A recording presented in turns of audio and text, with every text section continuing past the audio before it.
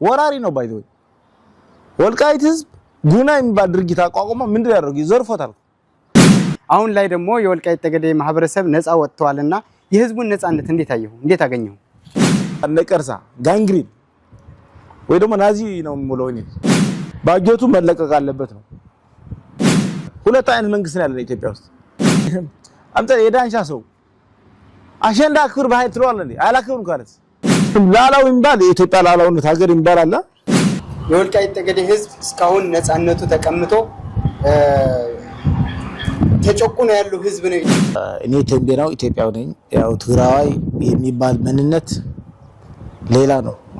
ያው ብዙ ጊዜ ሚዲያ ላይ ገድጫዋል እኔ የራሱ ዘብሔረ ተንቤን ነው የተንቤን ህዝብ ትግራዋይ ሆነ ያቅም ባይ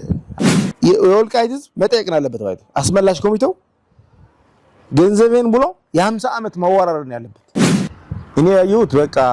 ነፃ ነው ያለው ባይ ያየሁትንም ነገር እነ ዶክተር አረጋዊም ብዙ ሰዎች የትግራይ ኢሊቶችም የወልቃይት ህዝብ አልፈረሰም ዋጋ ከፍሎ ሊሆን ይችላል ልጆች አጥቶ ሊሆን ይችላል ደንበር ግን ሰላም ግን እያከበረን ያለው ድሮ የነበሩ ናቸው ስለዚህ ቲፒኤልኤፍ ይሄን የሚገባ ወደ ወልቃይት የህወሓት ካድሬ ያልሆነ